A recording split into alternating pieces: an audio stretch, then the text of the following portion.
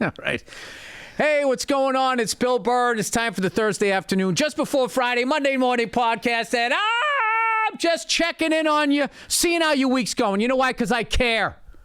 All right? Unlike these politicians and these hairy-legged so-and-sos and the pharmaceutical companies, I care about you. Which means I have a tour coming up and I need to sell tickets. But that's not what this is about. I have a guest here today, one of my oldest friends in the business, the Rose Bowl tailgate legend who's out there now with his own headlining tour, the one and only Joe Bartnick, ladies and gentlemen. What's up, Bill? I will tell you what's up. Last night I watched my Celtics. Dude, I put the game on in the second half. They were up by 50. Wow, that's very nice. At one point, they were up by like 54. They ended up winning the game by 50. It was like we put our bench in, and Pritchard was leading the way, who, you know, I think sometimes he starts. I'm not sure if he does. I don't think he does. But he was just draining threes.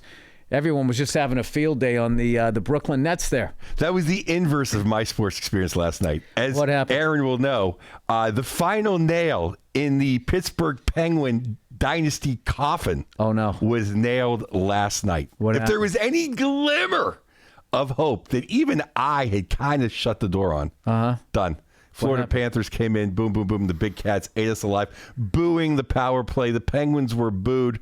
Sellout crowd booed the Penguins. So where are you guys in the standings? We're looking up at everybody except like Columbus. On the outside looking in. You don't experience that much. I know the feeling of losing to the Panthers. So I'm not going to tell a Bruins fan about that. I mean, the games at hand are just a bag of shit in my hand. It's just done. The lint. What happened? Everybody kind of got old. The bottom six didn't. Our power play is. If our power play was not ranked, our power play is like ranked 30th in the league. And we have 4 Hall of Famers technically. That's only 2 higher than me. I know. Literally, it's the bottom, and that's why Wait, they got 32 teams or 30? 32. 32. All right. Yeah. I'm ranked 33rd. If you ever saw me play over at the Pickwick Bowl. Oh my God! How about me? And that's just funny when you sent me the clip of like 1970s hockey. They kind of skated like me. Oh, I sent Bartnick this great clip in color of what was it? It was the Montreal Canadiens against the Kansas City Scouts, who later became the Colorado Rockies, who later became your New Jersey Devils. The Devils. I'm like, there's only 2 teams that I can think of that have moved 4 times. Oh, maybe the Raiders too. There's the Sacramento Kings. They were the Rochester Royals, the Cincinnati Royals, the Kansas City Kings, and then the Sacramento Kings.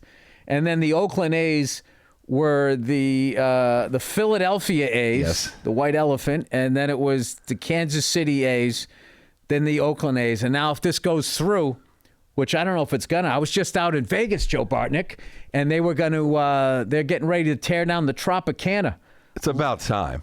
It's a legendary place. No, it's a great place. 2 legendary stories out there. All right. 1, not so much. We'll start with mine. It's not. I got replaced as a headliner. The first time I headlined there, I was like 28 years old. I was some up-and-coming guy, and they stuck me out there. And it was like a blue-haired crowd, and I didn't know how to play to them. And I was doing all my fucking hip New York City stupid shit, and they were just staring at me like, nobody cares. So then by I think I got there on a Tuesday. Thursday morning, the lady who ran it, she's like, yeah, hey, Bill, so how do you think it's going? I was like, oh, God. Then my girlfriend at the time, I flew her out, and she thought I was headlining, and then she showed up, and I was middling. And the other famous story was the feds didn't like there was too much mob activity owning the place. So they decided that they were going to make it more legit and give it to a corporation. That's what the feds did. So the 2 people that bid on it, Wayne Newton had a group of people, investors, with him forefronting, and then Johnny Carson had a group. Yes. And then Wayne Newton won, and then Johnny Carson started doing jokes in his monologue saying Wayne Newton had a little dick, and Wayne was like, Johnny, you're insulting me a little bit, and Johnny kept doing it, and then Wayne Newton jumped on a little fucking puddle jumper, went over there to Burbank, had a little talking to Johnny, and that was the end of that. I literally just read this, the second to last book I read. Yeah. I forget what it was called. I have no short-term memory. Yeah. That was the second to last book I read was about That's when you could handle it yourself because there was no cell phone cameras. Yeah, I guess Wayne is a black belt. Dude, he probably grabbed Johnny by what was left of his hair and took one of Ed Shaughnessy's sticks and stuck it under his throat. Said, next time you make a dick joke, this is going to be a knife. I'm gonna cut your fucking head off. And then Johnny was like, all right. And they used to be great friends. Johnny used to be big time in Vegas, according to that book I read. Yeah, Then he backed away, which you wouldn't know, but you wouldn't know that because I guess I wasn't old enough to know that. But. Well, I think he was he was doing the show 5 days a week, and then he got his own clothing line, those Johnny Carson suits. Hagar. Yeah, and with the double split in the back and the mud flap. Before we get going too far, this guy is one of my favorite comedians in the business. You got to go see this guy. All you guys out there like, oh, you know, everything's too fucking this, too that. This guy is going to be nice and unfiltered, if that's what you're looking for. Joe Bartnick, speaking of Philly. Joe Bartnick will not have the Philly flu. On March 10th, he's showing up Sunday at the Punchline Comedy Club in Philly. Then what else you got? You got Zany's Comedy Club in Nashville, March 12th. Chicago, March 13th, and then you got the Punchline Comedy Club, your hometown, your surrogate hometown. Yeah, San Francisco. In San Francisco on the 29th. And the 20th.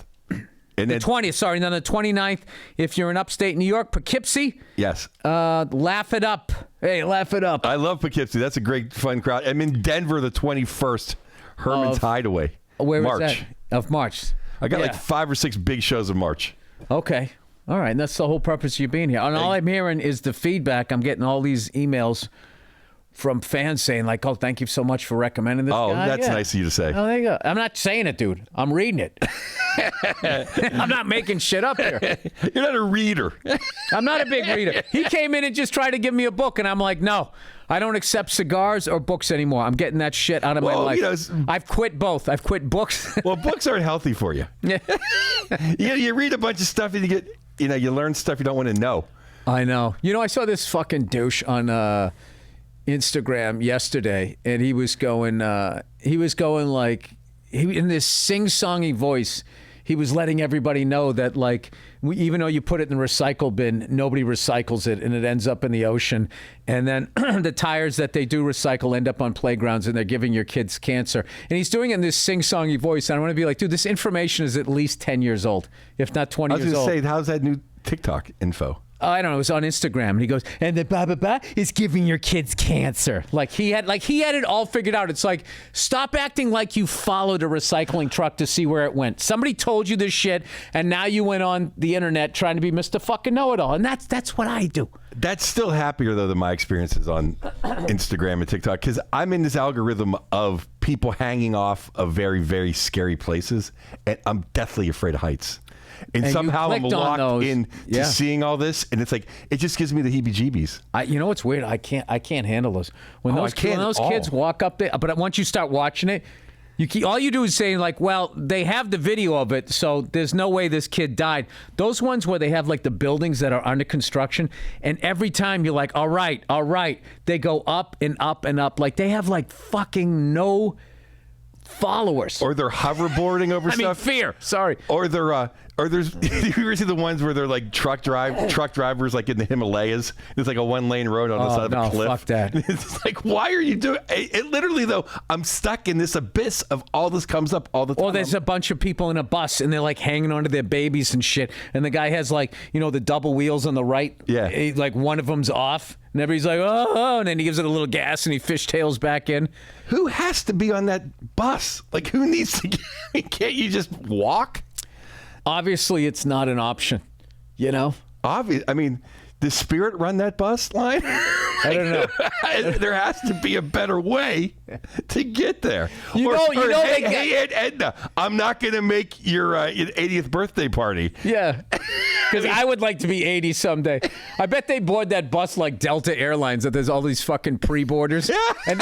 And everybody sits on the left side of the bus, whatever side isn't towards the fucking hill. God damn it. They tried to sell it that has a view. That's a great view. Yeah. Oh, yeah. You want to be on the scenic side? Yeah. Or the safe side? They sell one side as a safe side, like you're not fucking both going over. There's a drink cart. Goes down. Dude, we were out in Vegas. We did the Anything Better, me and Verzi, and we got to go to that game. And like, dude, I gotta be honest with you, the fucking Kansas City Chiefs getting points. I don't think I've ever been more relaxed. I just walked up with a stack of money and go, just give me the Chiefs. I knew that they were gonna fucking win. It's like they're the Chiefs. They fucking win. They won 2 games on the road. Well, They've been there before, and they're getting points. And but the game didn't go the way I thought it was going to go. I thought they were going to match touchdowns, and then the Chiefs were going to go a little bit out in front, and Purdy was going to have to go to the air and play catch up, and then his inexperience was going to catch up with them. And instead, it was their defense dominated, made Patrick Mahomes look average. They just couldn't convert it into points. They kept taking penalties and getting involved in like 1st and 15 or 2nd and 20. But here's a stat, though. The fucking Chiefs have not, in their 3 Super Bowl, either their last 3 or their 3 victories, have not been called for holds. And they're showing some brutal fucking holds. And I was kind of getting David Stern vibes when I would watch the NBA going like, this is kind of massaged to I think that in my heart of hearts, I really think though they need the stories and they need the stars and stuff, and they just sort of like like when reality television at first was just reality television, but then you had to sift through 700 hours of footage. They're like, we're not fucking doing this, so they started doing assisted reality. Oh yeah, absolutely. I wrote on a couple of those assisted reality shows. Yeah. Oh, you did? Which one? Oh well, I was in one of them. My Wife's a Whore. You want to swap? Isn't that a show? Eddie Griffin going for broke. I punched that show up. I remember that show. Eddie Griffin. It was great. I watched it because it was Eddie's show. Yeah, I helped punch up that show. Was that about him doing stand-up, or was it a thing about his relatives? This is like a long time ago. He was in the 2000s. Yeah, it was in the 2000s for sure. He was. He had like a bunch of women and a bunch of the whole life going. Just Eddie Griffin. And he called me the White Devil. But I was nice to his mom because I'm nice to everybody, so he liked me. But other than that, it was interesting. His manager at the time was Michael Jackson's manager, who was. You're nice to everybody until you're not. Oh. Hey, Tom Cruise thanked me for coming out to see the movie. There we go. He's still like, I still enjoyed that. That's one of my favorite things ever. You know why I like Tom? I guess Tom Cruise did a thing at the beginning of Top Gun, and he thanked everybody for coming out. I think I talked about it last time. Yeah, I think you did, because you talk about it every time. You know what I liked about that? He thanked me. Like he went, hey, Joe Bartnick. I'm sorry, everybody else, but Joe Bartnick, I want to thank you. I am that narcissistic that I would think, he looked out and pointed me. Everybody who goes on stage has at least a dash. Isn't everybody who is not a narcissist? Even nuns are probably narcissists. No, that's a narcissistic thing to say. Isn't everybody like me? No, what it is I have a lot of experience with narcissists, growing up with a lot of them and everything. The saddest thing is the person that they latch onto. That's the person you end up feeling bad for. So all of our wives. Yeah, or like the husbands. I mean, it goes both ways. It's kind of like, and then you have like, I think white people as a race behave like narcissists. We're like, oh, that never happened. That was a long time ago. I'm not going to hire you, but get a job, you lazy bastard. Like, you choose to live this way. Like we as a race kind of fucking just don't take responsibility for anything, or just say it was a long. Well, I think everybody doesn't take responsibility for things they don't want to. Once again, I think everybody's doing that. No, there's adults out there. There's people out there that actually be like, you know what, you're right. Well, we're not getting into politics. Oh, I'm not getting into politics. No, I mean, so the Japanese, they take responsibility for Pearl Harbor. I was including liberals. I feel like liberals are a curse. They're the worst. They're the worst. Curse. They're not a curse. Relax. I'm a middle of the road guy. You're not. But we'll let you say that. Everybody thinks they're middle of the road. You lean. Everybody's leaning. Like the people on that bus. Well, I'm leaning because I'm not crazy. Yeah, I mean, there it is. Look, can I tell you something? The whole world makes sense to everybody in their head. And if everybody would just do what I'm doing, it would all make sense. That's why I can't. Well, that's like the old Carlin joke, or I think it's Carlin. Everyone that drives faster than you's crazy. Everyone that drives slower than you's an asshole. Right? You ever notice everybody else's stuff is shit and all your shit is stuff? It's all the same thing. That's his joke. Hey, will you get your shit out of here so I can put my stuff down? That's how human beings are. That's how we're naturally fucking wired. And I blame God. And I'm just sick of this devil shit that he keeps putting it on the fucking devil. It's like, no, dude, we're coming off your assembly line like this. You know what I mean? Do you know how long it got me to actually hear what my wife had to say? I'm just like, until this morning. Like when she comes at me and says what I did, it's like she's talking about somebody else. I'm like, I didn't do that. Like a long time ago, you said Jesus fucking. I said it one time. She goes, you said it like 9 times. Went to some event. And I went, Jesus fucking Christ. I thought I said it once. She said I said it like 9 times. And evidently I was embarrassing the hell out of her. And I had no fucking recollection of it. And I walked out of there. I felt like the victim. That right there is the human experience. Feeling like the victim when you're the aggressor. A lot of the times. Okay. And I would say everybody does that. Yeah, probably. Yeah, 100%. Yeah. But not everybody's going to be at the Punchline on March 10th on Philly. Woo! Right there. Yeah, no, I mean, I just think that a little narcissism is good for you. Oh, look who it is, everybody. It's old ZipRecruiter. You know, our friends at ZipRecruiter conducted a recent survey and have found that the top hiring challenge employers face for 2024 is a lack of qualified candidates. But if you're an employer and need to hire, here's good news. Zip has smart tools and features that help you find more qualified candidates fast. And right now you can try it for free at ziprecruiter.com/Burr. Here's how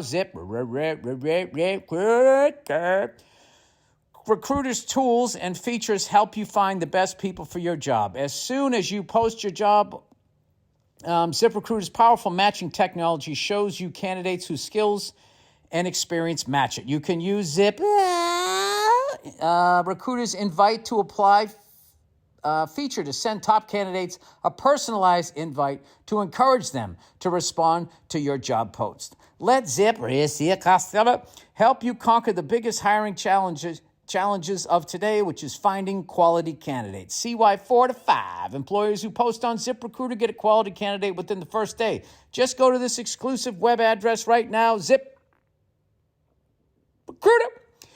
To try it for free, ziprecruiter.com/Burr. Again, that's ziprecruiter.com/Burr, BURR. ZipRecruiter, the smartest way to hire. Oh, look who it is, everybody. It's Policy Genius, dude. Host, talk about the importance of life insurance. Well, you got to get life insurance, especially if you have a family. What if you croak? You know, when then all of a sudden they're destitute, they're sitting out in the front yard, you know, with their light and leisure furniture.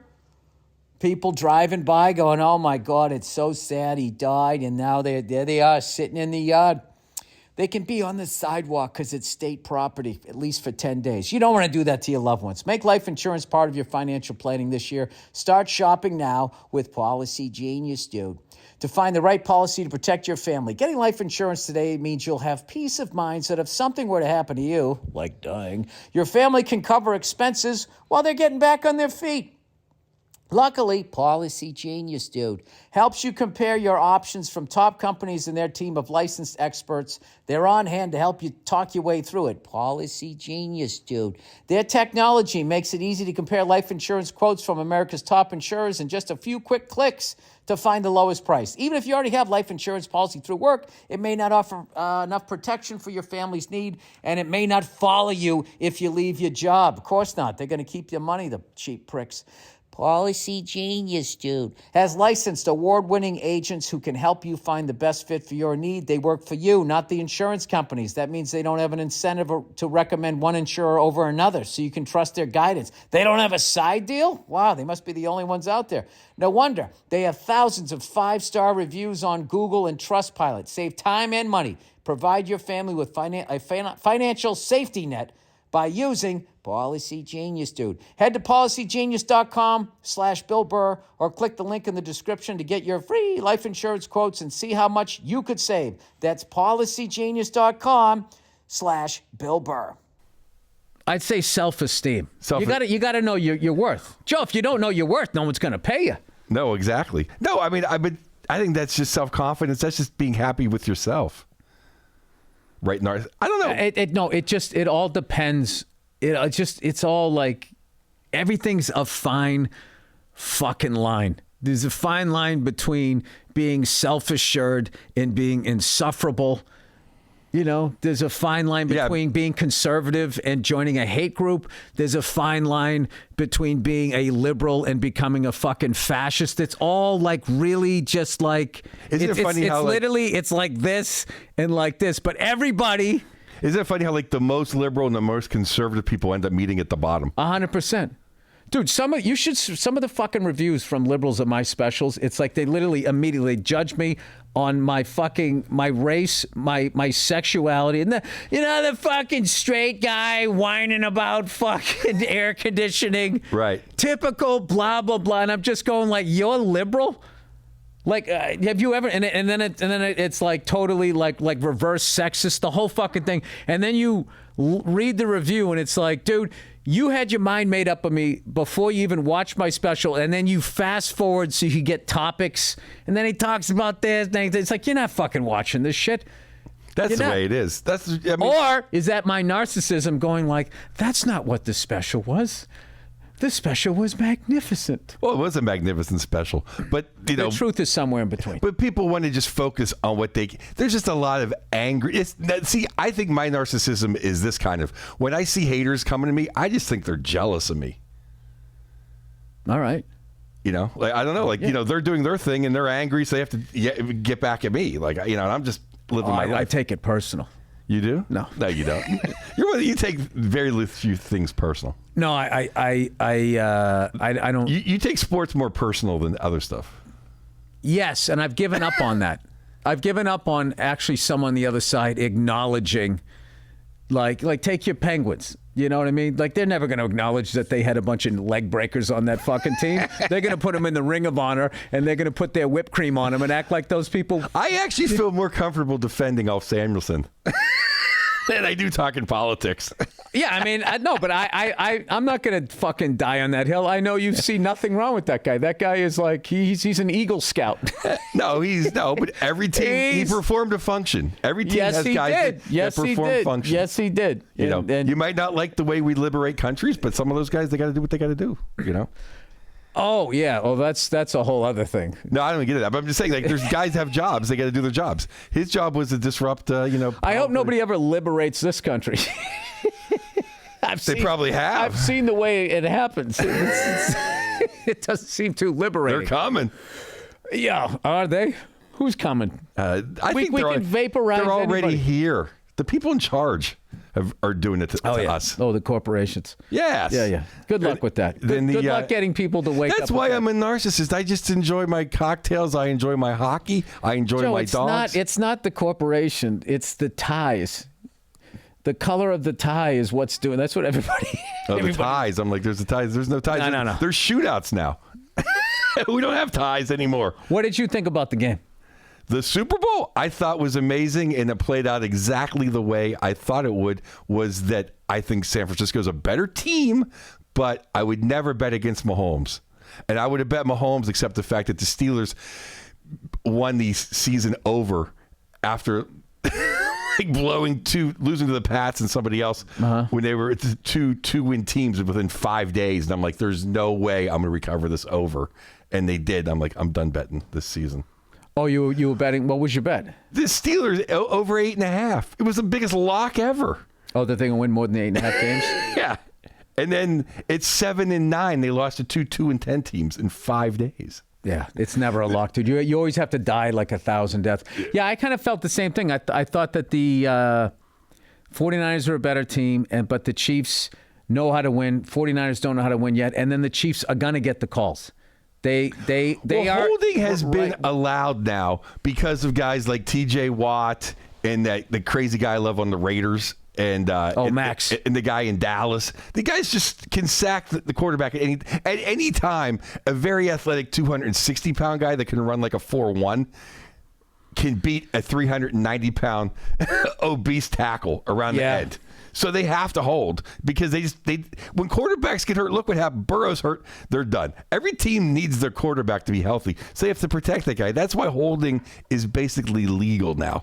Yeah, they're protecting their money. And I think like right now, like if you look around the league, the Chiefs have the Ocean's 11 cast, and then they added Julia Roberts up in the box with Taylor Swift, and it was just like you knew that if there was going to be a tough call, which I'm not really making this about calls or anything, but that is an added thing that Mahomes has an influence the way Brady did, the way Peyton Manning did, the way all of the stars get fucking calls. I mean, think about it. Like they let Jordan get beat up, and then he took 2 years off. The first year, the Spurs beat up LeBron, and they were like, you know what? We're not doing this again. We're letting him do whatever he wants because he's the moneymaker. Right. Have you seen some of the highlights of the fucking level of like double dribbling and fouling? It's fucking.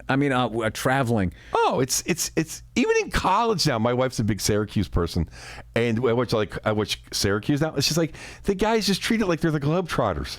Dude, there's one of LeBron on a fast break. He catches the ball maybe 10 feet past the half court line, and he runs like 4 steps and then dunks. Yeah. And it's just like, what the fuck?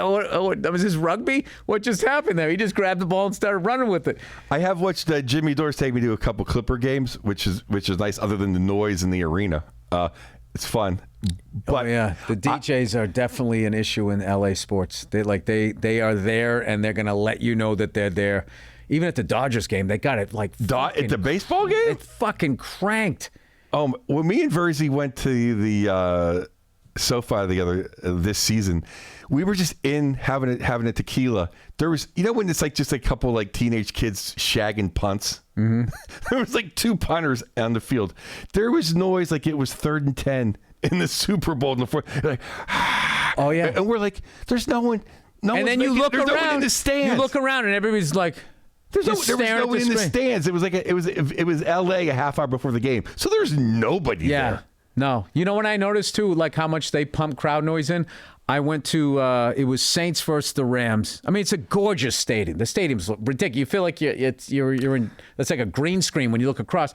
So I was at the game, and like, I just hearing this constant screaming, and I'm looking around. It's like nobody's cheering. Everybody, you actually get drowned out by the DJ and the fake applause. And then the Saints did something, intercepted a ball, ran it back for a touchdown. And then they didn't pump any noise in, and then you heard the Saints fans and it's like, oh, that's what real cheering sounds like. And then the second they got done cheering, when they were lining up for the kickoff again, you start hearing, ah. And I'm looking around, and everybody's just sitting there. Like, I really feel like those DJs, they're supposed to amp up the crowd, but what they do is they take you out of the game because their system is so much louder. It's like, I can't yell over that. I can't be heard over that. And like, you're screaming, 2nd down and 8. And it's just like, all right, yeah, it's kind of all over the stadium. Like, I love when they're yelling what down it is and how many yards there are. Yet there's these fucking giant TVs that have all of the information. And how many Taylor Swifts are there that don't know football? Like, who do you have to like tell what's going on to? At a regular season football game. There's numbers on the field. I mean, it's right there. And then you got the guy flipping the thing over. You can see it there. You can see it up on the screen. I remember being insulted when they started putting the yellow lines. I like having to look at the marker. Oh, the marker. I like the yellow. I don't mind the on-field graphics. Who's the first person to do that? And they got ridiculed. On Fox, probably. Was the NHL. Oh, the glowing puck. The glowing puck, and it had the tail. I mean, it was fucking bizarre. Well, now I like it. But now everybody, and they all got ridiculed, but now like everybody took that technology. And I like when they do like the red zone thing. I like when they have like the first down stuff. Or he's 5 yards from a field goal. Now, like on the Ducks broadcast, sometimes when they shoot, it shows like it's like in a golf shot when the turf goes. Mm-hmm. Sometimes it'll like show the shot, like the speed of the shot. We played when we were out there. We played at this place, the Summit. It's a private country club, and we're doing the Anything Better. Thank you to the people at the MGM Grand Casino, because it was a private thing. They're like, we want these guys to have a good time, because we were trying to play the win, but they were keeping it for all their high roller guests. And, hey, we're not high rollers, so we couldn't get on there. And this guy just hooked us up. The most gorgeous golf course I felt like I was in the fucking PGA. I actually played better because it looked so good. The greens were super fast, but I had a great caddy. And you know what, Joe? I'm coachable. So I just did what he was saying. And I just had a good time. Did he wear the caddy outfit? He had the whole fucking caddy outfit. Oh, that's great. Oh, yeah. No, we had a good time. And, there was a couple of NFL players I saw out there. Oh, really? Yeah. I'm not going to say the names, but like, dude, I got this one quarterback. I mean, they're all like 6'5" now. And, but you look at them, they're not built the way they used to be built, where they were like all thick and everything. I think guys like Tom Brady and even like Peyton Manning played for a long time. They were more like I don't know, like Pilates. Yeah, wiry. they do the stretching. They get their inner muscles strong, their core. Yeah, so like they try to become as double jointed as possible, so when they get hit, they can take the hit. And I was looking at the quarterback, and he looked more like he played basketball. He didn't look like he was still big, but he looked like he would play 2 or 3 in the NBA. You don't look like it. It's like this guy's taking fucking hits. It's amazing those guys. Anyone when you see them in real life, that they take the hits. Because those hits are so violent. You know who I saw a long time ago? It surprised me how big he was Joe Theismann. Oh yeah, he's thick. Yeah, because Joe Theismann, he had like the field goal kicker, the one bar. So it didn't make him. That actually meant he was a tough guy. That he only had like the one bar. Right? He was basically playing with like a 1960s football helmet. And I saw him at like a mall. I walked by him, and he was like 6'2", which was bigger back then. It's now everybody's 6'5". This was like in the 90s when I saw him. But yeah, dude, he had like a fucking barrel chest, and at that point, I mean, he had to be pushing 50, and I was looking at like, I would not fuck with that guy. That guy would like choke slam me. Obviously, he would. He's a pro football player, but it's just like you just grew up watching him getting thrown around by Lawrence Taylor and stuff. So in your head, you're like. Compared this guy's like 5'8", and then you see him and he's like 6'2". You're like, this guy gets ragdoll. This guy would fucking throw me across the parking lot. Well, that's like compared to the Hogs, he's a little guy, but compared to the accountant, he's a tough guy. The Hogs. What a great name. Yeah, the Hogs. How many offensive lines had our younger listeners, the Washington Redskins? They were like, I want to say like maybe it was the Cowboys, but they were one of the first ones that had an entire line that was like pushing 300 pounds. Right. And they were like, that's when no one went free agency. So they all stuck around for like 5 years, at least 5-6 years. They won three Who was Super Bowls. That top guy who was like 6'7"?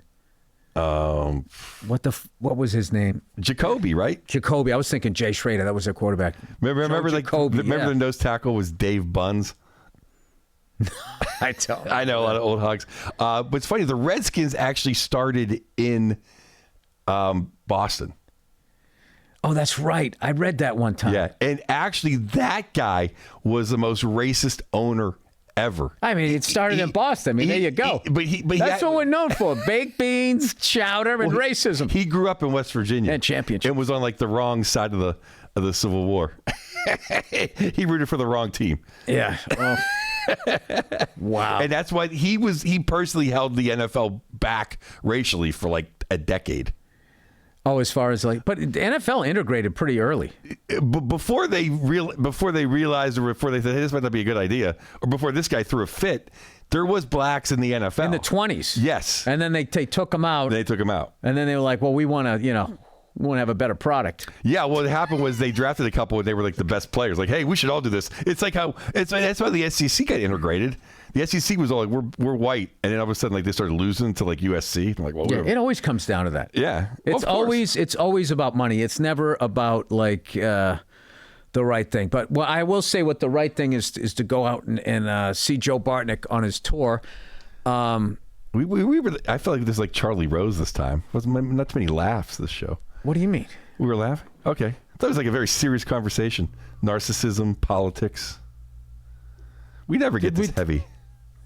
Well, yeah, we haven't seen each other for a while. What do we usually do? We're usually drunk outside the Rose Bowl trying to name every starting quarterback from 1978. And we can. We can. I know my wife is like, wait, you don't care about very many things. Bob Greasy, Steve Grogan, Joe Ferguson. We'll do divisions. I'll do AFC East first. Richard Todd And Burt Jones. Burt Jones. Oh, I love Burt Jones. Maybe he was a Ram for a minute. All right. Okay. Then we have Sipe. Brian Sipe. We have Sipe, Terry, Pastorini, and Kenny the Candles Anderson. Kenny the Candle. And then Bill Kinney's always the last straw. That's always the one we never get. You just gave it to me. Bill Kinney on the Chiefs, Ken Stabler, Dan Fouts, Air Coryell, Jim Zorn. Zorny, yeah. Who am I missing in that division? I think we did all Broncos. Craig Morton. Craig Morton. All right, now we go. Now you got to do NFC East. NFC East would be, it's Pisarcik. Who was he playing for? The Giants. Oh, my God, I wouldn't have got that. I thought by 78 they had to draft Phil Sims. Well, I mean, Phil's more like the 80s, but I'll say Pisarcik. And then, Jaws. Jaworski. Or Roman Gabriel, early 70s Roman Gabriel, then Jaws. I gotta love Jaws. Yep. Okay, then we go Dallas, obviously Staubach or Danny White, the punter. White, yep. And then we have, who's the other team there? The Cardinals. Jim Hart. Yeah, Jim Hart. Played forever. Jim Hart. Okay, then the Central. I'm doing the Central. Okay. Bob Avellini. And Mike Phipps. Was he on the, or Lynn Dickey? Lynn Dickey was the Packers. Mike Phipps was the Browns, sorry. Lynn Dickey was on the Packers. Mike Evans was on Good Times. Who was the black dude? Landry. Greg Landry was the and Doug Williams. I'm missing somebody. Wait. The Vikings. Hang on. Fran Tarkenton. Before Tommy Kramer. Or Tommy Kramer. And the other one is the kid. By the way, we both went to summer school, but we can never forget this shit. And the other thing was the guy that's now the big time announcer on CBS. We used to play for the Lions.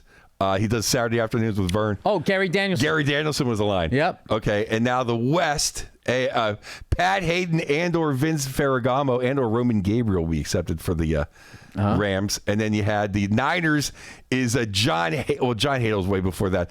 Oh, it would be Steve DeBerg. Or Jim Plunkett. Or John Brody. Oh, Brody, yes. Yes. All acceptable. Thrown to Gene Washington. Oh, yeah. Mean Gene's from Pittsburgh. Mean Gene. They said his guy's running style, running home from school, he was scared. Oh, God. I can see that. And then, so we had who the other teams on the West? The Falcons. You got the Falcons. Steve Bartkowski. Yes. The Polish Cannon. Yeah, Bartkowski. And then you got the Saints. Wait a minute. Oh, Archie Manning. Good call. But remember when the original black dudes that played for the Bears, he came in for a minute. Virgil Livers. No, he's a receiver. Virgil Livers. That sounds like a made-up name. No, that was a receiver. He was a running back. I know, not Jersey Joe Jefferson. No, you're right. Who was that? Mike Evans was the guy on Good Times. Phipps. Was it Mike Phipps? No, it was Evans. What was his name? I don't know. Mike, Greg. I forget. No, I'm sorry. But we did get all 28. Right. I'm going to show. We did get all 28. I got one for you. This is. I like how we can name like 15 guys on the Big Red Machine, but I can't name 10 NFL Major League Baseball players right now. I know I am Super 70 Sports. Oh, that's what I was saying. Did you see Super 70 Sports the other night had a... Oh, I didn't have to look it up. Marlon Briscoe. That's the quarterback everybody should know but doesn't know. Marlon Briscoe played for the Denver Broncos in the AFL for half a season. Lit the whole place on fire because the white quarterback went down. He went in there, and what you saw was the modern-day NFL. You saw a guy running, improvising, doing all that. He became like a threat to run down the field, and then he was throwing dimes. And they didn't care. They were just super racist, so they just drafted another white guy, and they're like, yeah. And they shipped him off to Buffalo, where he finished his career as a wide receiver. Was still good enough to do that. But I don't know why NFL Films has never done anything about him or given him his props, because whenever they talk about the history of black quarterbacks, they usually start with Doug Williams, I want to say. And Doug Williams was amazing as a creamsicle. Oh, he was. And the other guy. And the first African-American quarterback to win Super Bowl, beating the Denver Broncos of all fucking people. Look at that. And it comes full circle. The other great quarterback was Randall Cunningham. Oh, some of his highlights are insane. You know, the NFL films, though, they've buried...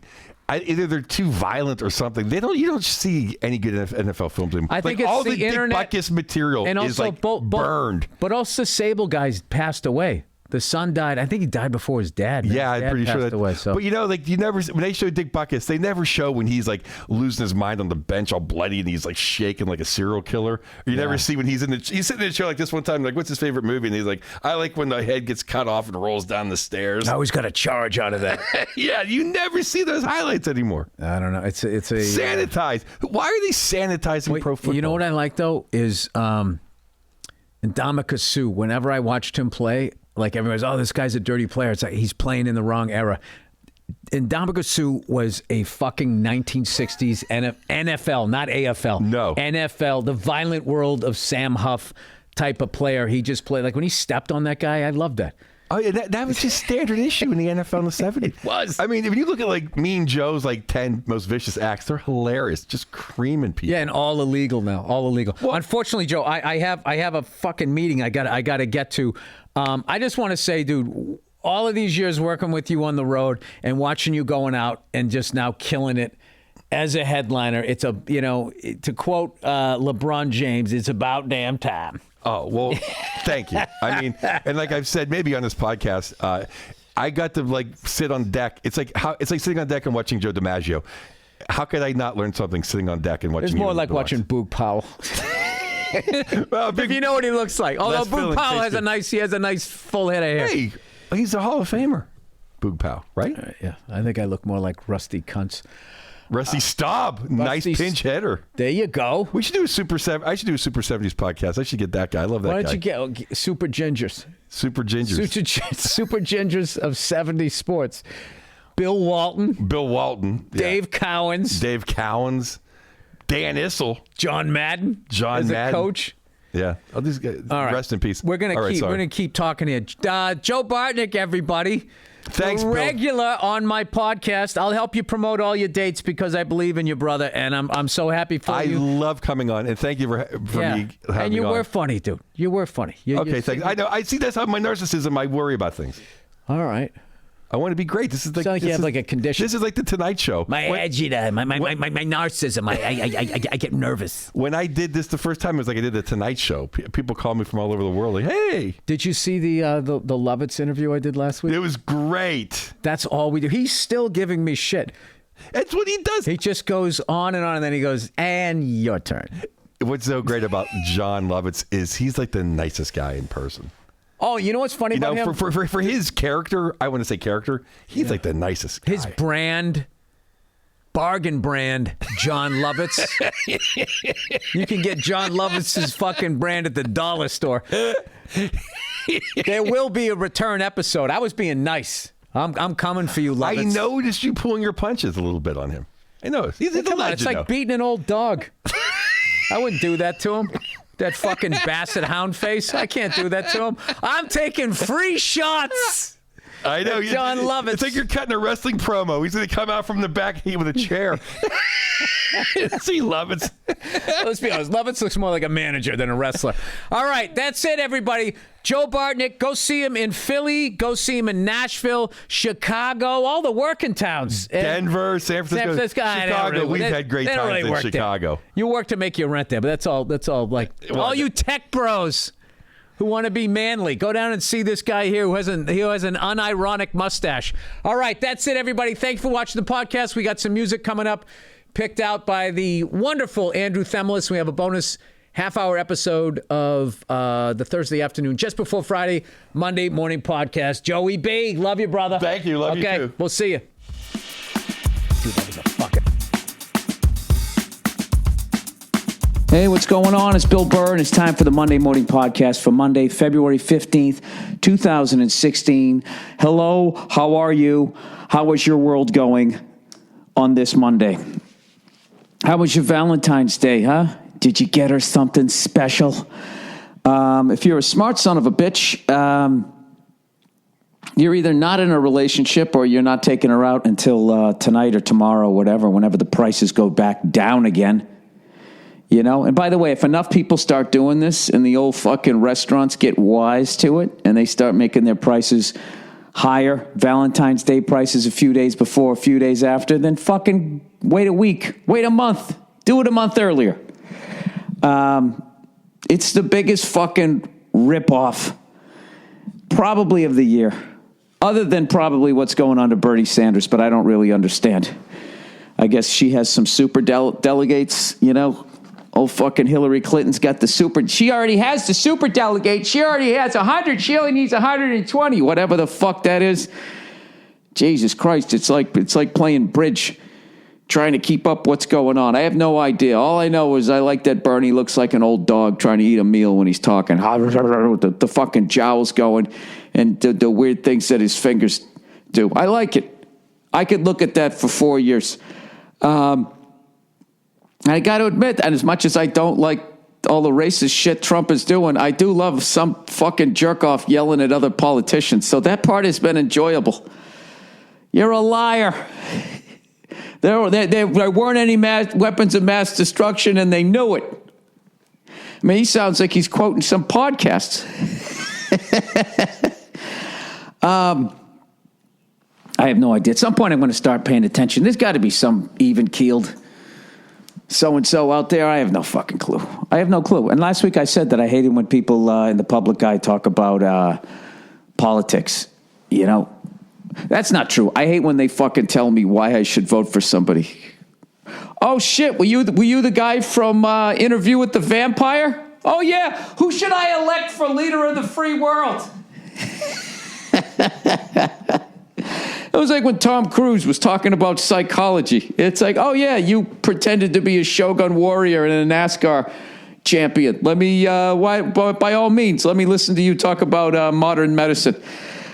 As long as you preface it with, like, I'm a fucking moron, I don't know what I'm talking about, but here you go, you know? But when you really start believing it, that's when you get in trouble. And maybe I believe it. Maybe this is the way I'm just sort of soft pedaling it to you. I'm playing the moron as I'm fucking feeding you putting a little ringworm in your fucking ear, whatever people say there with the fucking earworm, right? Some song you can't stand gets in your fucking head. You know what's kind of a weird one is when a song you like gets in your head, and then you don't mind, and then you drive everybody nuts around you.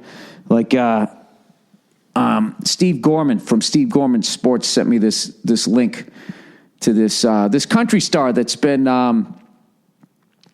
struggling for a long, long time, and he finally got a big break. I believe he's a distant cousin of Roy Clark. I'm not sure, but his name is Wheeler Walker Jr., and he sent me a clip that I'll send you guys. It's a great fucking song for Valentine's Day if you're not in a relationship, for a man or a woman.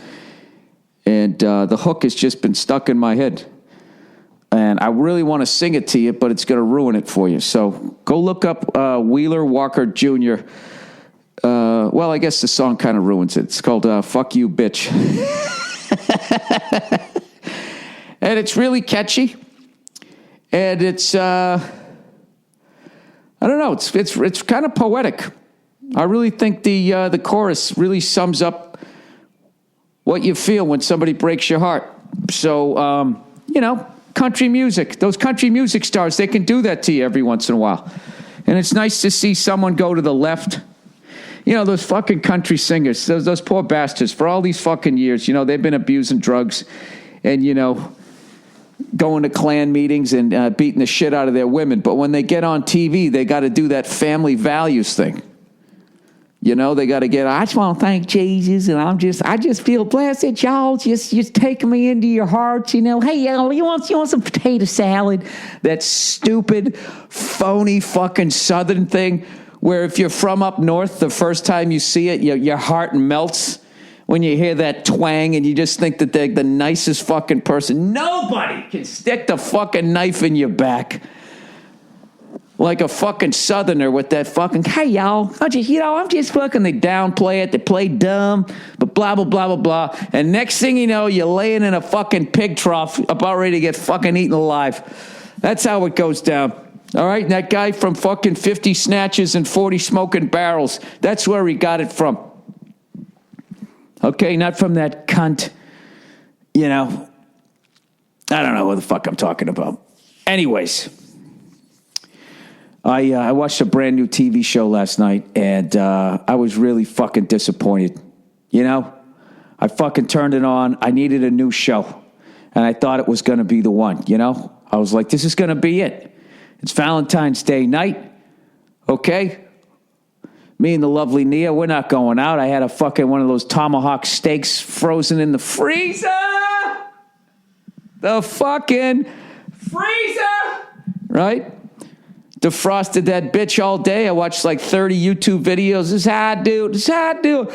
You know, if you're going to do a tomahawk steak, there's only one way to do it. As far as I'm concerned, I watched like 50 of those fucking things, and I just sort of like, I took a survey with temperature and time, flippage, and all of that stuff, and I went down the middle, and I got a little impatient with the big green egg. My temperature was a little higher than I wanted, so it came out of a medium rather than a medium rare, but it was still fucking delish. And there was a new series that I tried to get into last night, and I put it on, and it looked good.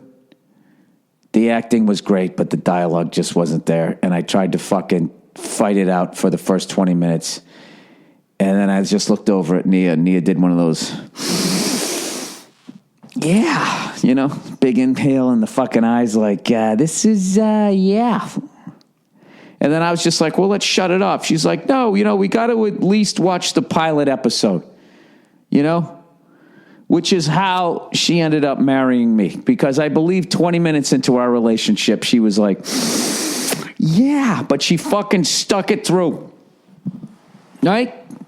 She kept panning for gold, and she found a little nugget, and she stuck with me. I didn't. I was just like, fuck this, I'm out. And by 40 minutes into it, I was imitating people in it, and the whole thing just went down the shitter. So, once again, but you know what? You know what I'm finally going to do? I think I'm finally going to start watching Game of Thrones. Now that they're fucking 5, 10, 15 fucking seasons into it. I've been trying to watch it for the longest time, but Nia's just not into it. You know? She doesn't want to see a bunch of white people running around chasing dragons. It's just not what she's into.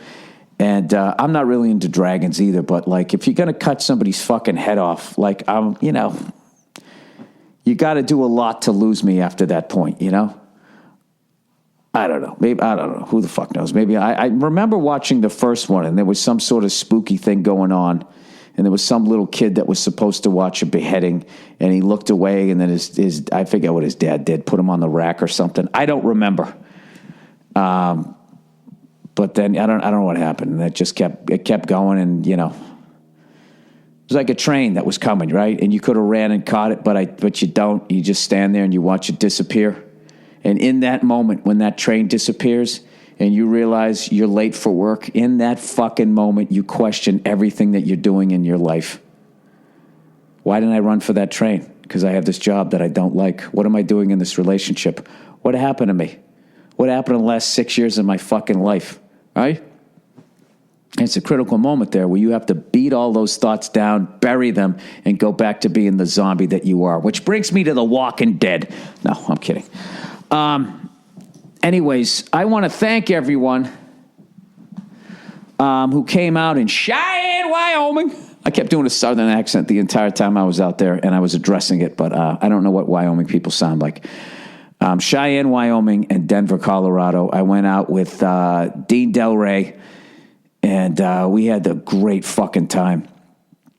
We played the Cheyenne Civic Center. How cool does that sound? Had all this amazing woodwork inside of it that really looked like one of those log cabins that either an oil man or a fucking Hollywood starlet goes and buys.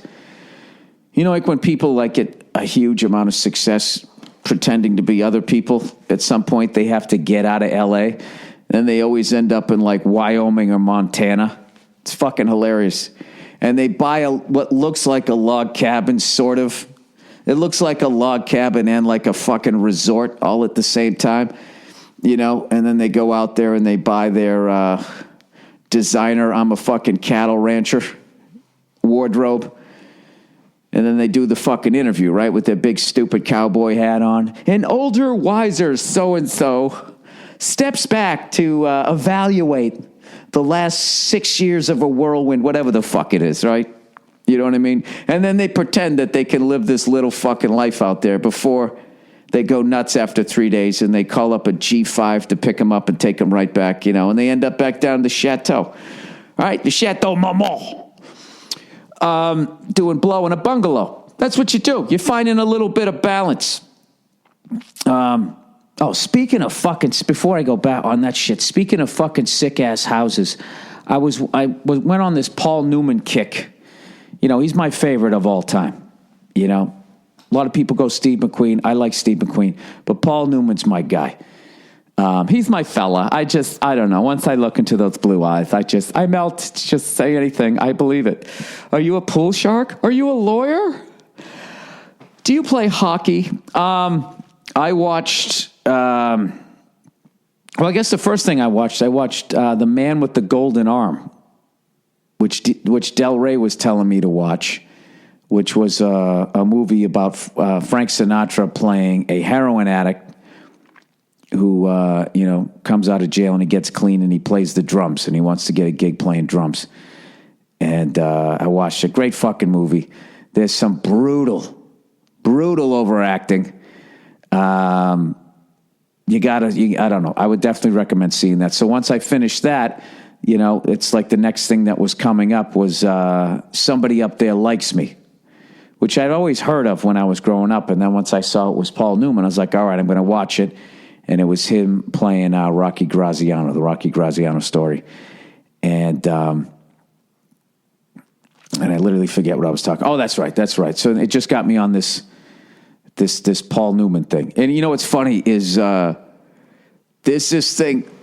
Actually, Steve McQueen is in that movie for fucking 2 seconds.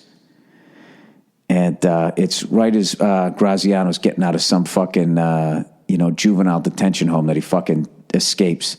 So he's going around the neighborhood tapping all these guys, all his tough guy friends on the shoulders to be like, hey, I'm back in the neighborhood. And all of them turn around like, who the fuck is this guy, right? Because they're tough street kids. So fucking Steve McQueen is shooting pool. Rocky taps him on the shoulder and he fucking turns around with a knife out, just whoosh, within 2 seconds. And then he realizes it's Rocky, and he's like, hey, Rocky! And he does this stupid fucking thing with his hand that I don't know who fucking... There's certain things in movies that the first guy who plays that guy does, and then it's this weird fucking thing where every other actor after it starts fucking doing it, and nobody ever did it who's actually the guy that they're playing, but then it's done enough in fucking movies that the people who are actually the guy, then they start fucking doing it, and that's when it becomes a circle, and you don't know who the fuck it is. It's this fucking thing like it's almost like, say you were getting a manicure, right? And you wanted to dry off your nails. And he's like, hey, Rocky. And he's doing this stupid fucking thing with his hand. I don't know. I'm going a really long way here to tell you what I really want to tell you. But like one of my favorite things is to watch actors during that era playing tough street kids. Like it's fucking cringeworthy. That fucking movie that Marlon Brando did, he's on the motorcycle. What the fuck was that one called? It's not The Wild Bunch. That was a cowboy movie. Rebel Without a Cause. No, that's James Dean.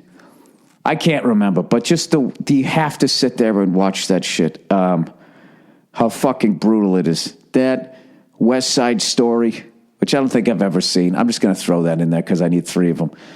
I don't know. Whatever. So I started watching that. So then I finished that one. And then the next one that came on, I can't even remember the name of it. Fuck. Hang on a second. Now I got an IMDb fucking Paul Newman. He just has the bluest eyes. Paul Newman, IMD fucking B. Filmography. So anyways, I think it was called, not Hudson. The long story was this next movie comes on, right? And in the beginning, he's driving in this car, and he's clearly in Los Angeles, which was one of my favorite fucking things ever, to just see old footage, black and white or color, of L.A., and you just get to see, like, you can usually tell by the Hollywood Hills and sometimes the highways and shit, kind of where they are. And you'll see, like, train tracks and shit that they ripped up, those fucking cunts. Or you'll see, you'll just see how less populated it is. All right, here it is. Harper's the movie. The very beginning of the movie, he goes into a house, and Lauren Bacall's in there. Lauren Bacall, who married Humphrey Bogart, Bogey and Bacall, one of the great couples in Hollywood history. And, Humphrey Bogart, somebody that Frank Sinatra stole a lot of his swagger from. They were also the first Rat Pack, Humphrey Bogart and all his fucking crew. And not only did Sinatra steal a lot of Humphrey Bogart's swagger, he actually ended up fucking Lauren Bacall later on after Humphrey Bogart died, which is really fucked up. But anyways, I digress. So in Harper, he pulls into this fucking house that I could not believe. And I actually looked it up, and it still exists. Look it up right now if you're at work. Pretend that you're doing some sort of busy work. It's on 1011 North Beverly Drive, 1011 Beverly Drive. And this fucking house, I think it's just called the Beverly House. It's in Beverly Hills. Probably has one of the sickest fucking pools I've ever seen in my life. It's like a 3-tiered thing. The first 2 tiers, I believe, are just considered a waterfall. And first of all, it has like a half-mile driveway that he comes up around. And what's hilarious, which looks like the first year they had the Porsche, which at this point, by 1965, when they shot it, was just considered a piece of shit. Who would know that years later, some baby boomer would play like fucking $900,000 for it? So he's driving up one of the fenders is like that fucking, what's that paint that they primered and all that shit? So he pulls up in this fucking house. You got to see the backyard of it. So actually, I looked the fucking thing up. I found out where it was. And the next time I fly a helicopter, I'm going to fucking fly over the house and check it out. It's actually just a little bit north of the Beverly Hills Hotel. But you got to check this fucking thing out. One of the great things about living in Los Angeles, a lot of people, always shit on living in L.A. But one of the I think L.A. arguably has some of the most amazing homes in the country, just for the simple fact that for whatever reason, I don't know if it's the weather out here or what, they haven't been torn down. So many of them, other places that I've been to, but they have like craftsman houses out here, and then they have all the Spanish, the Mediterranean style ones. They have, it's just incredible houses. So you got to check this one out. This house is actually kind of ugly. When you pull up, they shot The Godfather Part 2 there, but Part 1 there. This is actually the house where the horse's head scene. Spoiler alert, if you're one of the 2 people who've never seen that fucking movie, they shot that scene in there. And JFK and his wife Jackie had their honeymoon in this fucking house. And I just saw it recently. The last time it sold for $135 million. And all I'm doing looking at it, after buying my old ass house that was made in 1923, all I see is fucking 50,000 square foot of galvanized pipe and cloth wiring that they're going to have to somehow fucking redo. Well, sections of it. There's a little bit of copper pipe here, a little bit of wiring that was done correctly. But anyways, that's another cool thing about these fucking houses out there is that they've been around so long. And if they're in a desirable area in Hollywood, like the stories of like the people that live there, like how cool, I mean, that's a $135 million house. Obviously it'd be a fucking amazing house, but how fucking, how amazing it would be to have that house and be like, you didn't see a movie and you're watching Paul Newman walking across your fucking terrace that you now own. I don't know. I think that shit's cool as hell. But, while you're at it, you can check out a lot of those and also just look up famous Hollywood homes. I told you, there's a house about not even like, I don't know, maybe a 15-minute drive away from me. And in Los Angeles, 15 minutes is a big fucking deal. Sometimes just, 15 blocks. It can go one way or another. It can literally go like to I'm going to get stabbed to how the fuck can you ever afford to live in? How many people did you steal from to get this fucking... This guy's got a moat around his house. That's the way LA is. It's like really like patchwork. So like a 15-minute drive away from where I live, my neighbor told me there's a house that went up for sale. I think I told this story before. And it's an old-ass house. It's pre-Prohibition. And basically, when Prohibition came around, this house had a pool and then it had a cabana. And in the cabana, this guy, he built a bar during Prohibition, and he had illegal booze, or I don't know if he was making beer in the bathtub, whatever the fuck he was doing, but he used to have all these famous people come over there, and they would just booze it up. And anybody who came over there and drank that was famous, he would have them carve their names into the bar. And evidently, according to my neighbor who went and looked at the house, even though he couldn't afford it, he just wanted to see the bar. He went and looked at it, and it's one of those things, if you buy the house, it's that bar is obviously protected by the Historical Society or some shit. But you go in there, and everyone from like Louis Armstrong to like fucking Humphrey Bogart have carved their names into that fucking bar. So whatever, that's some sort of nerdy Los Angeles house shit. But yeah, definitely rather than work today, just go on Google Earth and just look at some of those fucking houses, or just Google like famous Hollywood homes. Dude, there's homes where like, when I was watching that, Somebody Up There Likes Me. Oh, I should really know the name of the fucking actress. The one who plays Paul Newman's love interest, obviously, is an absolute fucking knockout, and I'd never heard of her. So the fact that I never heard of her, I'm like, fuck. I've looked up enough of those old movies. Like, I got this creepy thing that I always look people up, like an older person. I'm like, all right, that person's definitely dead. Let's see how long that they lived for, right? Or you try to find a cast where, like, everybody's dead, which is a very difficult thing to do. So anyway, I started looking up, the people that were, this woman. I hope I say her name right. It's Pier. Is it Pierre? Pierre? I don't know. And Jelly? I have no idea. I looked her up, and I was immediately going like, she probably died of pills. Because back then, like, I don't know, like giving people pills. Like, it seems back then, every guy either died of a heart attack in his 50s and 60s, or he died of cancer. And like 90% of the women died of an accidental, like, barbiturate overdose. Because back then, like, if a woman came in and she had some emotional issues, the doctors were like, for God's sakes, get a hold of yourself. And they would just give her some pills to relax her. It was like in that movie Airplane, where they were just slapping you and giving you a backhand and shit. So she was just gorgeous, amazing actress. And then, of course, I looked it up, and, she died accidentally. Some people say suicide. Some people say accidentally, at 39 years of age. And then I look it up, and sure enough, the place where she fucking overdosed is still there. That's another one of those things. It's a really fucking, it's either cool or creepy. All these fucking houses that people died in. There's another actor in there. This guy's Sal Mineo or whatever.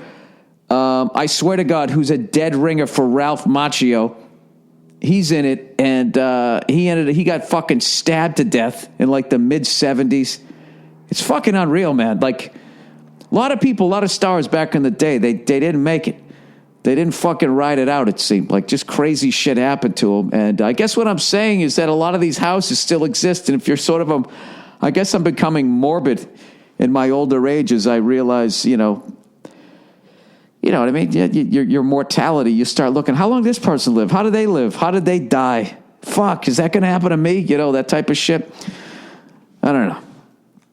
All right, let's read let's read a little fucking advertising here for the week. Oh, Jesus. Oh, by the way, I'm doing my first solo flight through Bravo Airspace. So if you're still on the map, if you're still on the Google Earth map, I love looking at this shit, right? And you go on to what do you do? Well, you click it on the fucking globe there. All right? Now, go over to the ocean. Okay? Follow Santa Monica Boulevard over to the ocean. All right? Right where it says the 10. Now, go down a little bit, and you'll see something that kind of looks like a tree, but it's made out of water. That's Marina Del Rey. All right? Now, if you're flying south, that's where Bravo Airspace begins along the coastline. And when you're there, you have to be at 150 feet or below, at or below 150.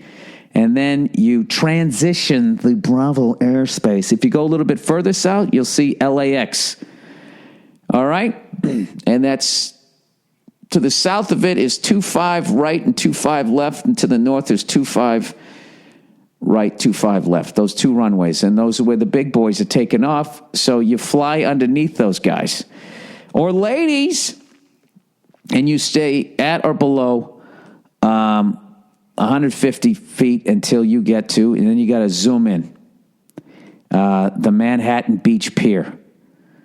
And which is almost a beam, as they say, the Comedy and Magic Club down on Hermosa Beach. So you want to be right down there, 150 fucking goddamn feet. No, wait a minute, wouldn't that be Hermosa? Yeah, no, I'm sorry, Hermosa Beach Pier is where the comedy club's at. But the Manhattan Beach Pier, that's where you want to be. You got to, from there to Marina Del Rey, you got to be at or below 150 feet. So if you come out here and you're on the beach as a tourist, you see these helicopters flying by really low. They're not buzzing the beach looking at you or whatever. They are transitioning the Bravo airspace. So I'm going to be doing that. I don't know on what day, but that's my big goal this week with the helicopter thing there. But anyways, let's get back to the podcast here. Where is it? What else did I want to talk about? Oh, how about those Boston Bruins? Now I know we lost to the Red Wings. I didn't get to see the game yet. I have it taped. I'm a game behind. I watched I'm actually a game and 2/3 behind. I watched the first quarter of us beating the Wild. And Brad Marchand scored again, his 12th goal in 12 games. And I actually looked up the ticker, and I saw that he scored his 13th fucking goal and in 13 games. The guy's on fire. And I saw his goal in the Minnesota Wild game, a shorthanded goal, just a beautiful pass. And I don't know, it's fucking awesome, man. He's going to have, he's on his way. He's going to have like 40 goals this fucking year. And I got to say, just the Bruins and the Celtics this year, both of them, I was just going to be like, this is, after all the moves they made, I just kind of felt that neither one was going to be that competitive, and it was going to be tough to watch them this year. And I think they're both overachieving. It's been fun to watch them. Although for some reason, my fucking recorder stopped taping the Celtics games. I was really getting into it, watching Isaiah Thomas and Crowder. Jay Crowder, and who's the jam band guy? I finally learned his fucking name there. Kelly Olynyk, right? I was enjoying watching it. And our young coach there, who I still don't know his fucking name because I always tape the games and they talk to him and I just fast forward through all of that shit. And then they just show him. I think his name's Stan, Steven, something with an S. Sean. I don't know. But he looks like a baby, man. The guy's like fucking 15 years younger than me, and he's coaching the Celtics. He's doing a great job, and evidently we got a couple of number one draft picks. We're in a great fucking position.